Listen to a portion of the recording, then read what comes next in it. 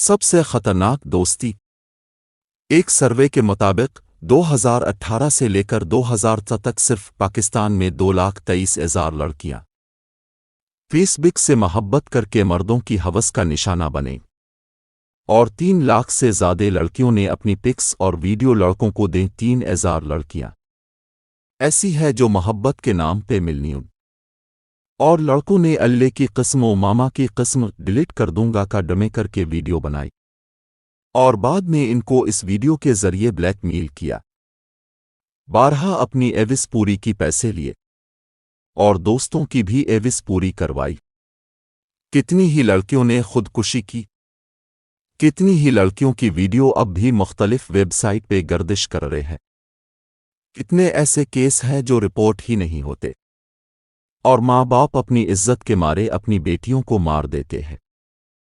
कहते हैं इंसान अपनी गलतियों से सीखता है और दूसरों की गलतियों से भी सीखता है, मगर अफसोस ये है कि इतने केस रिपोर्ट होने के बावजूद भी लड़कियों को ये विश नहीं आया।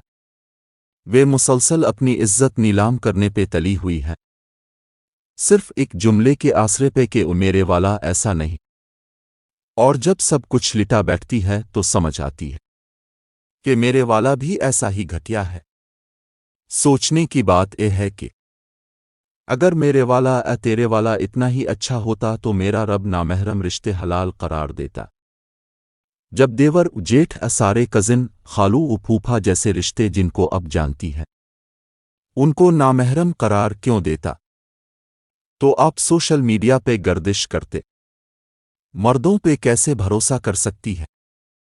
इस पर लिखने को बहुत कुछ है, मगर फायदे कोई नहीं, क्योंकि अब लड़कियों की बड़ी तादाद सोशल मीडिया यूज कर रहे हैं। आपको भी हालात की संगीनी का अच्छे से इल्म है।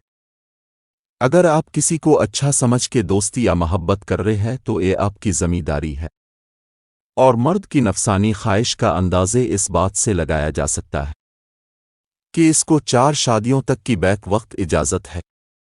मर्द के मुकाबले में औरत की ज़िम्मेदारी ज़्यादा है कि वे अपने आप को बचा के रखे। तो याद रखें, चाहे सोशल मीडिया हो या रियल लाइफ, आप सब ही महफूज हैं जब तक कि आपके लहजे में किसी नामहरम के लिए कोई नरमी ना हो। अपने आप पर एहसान करो, अपना आप बच लो। पोस्ट पढ़कर रिएक्ट ज़रूर किया करें ताकि हम अगली पोस्ट आपकी खिदमत में जल्दी पेश कर सकें।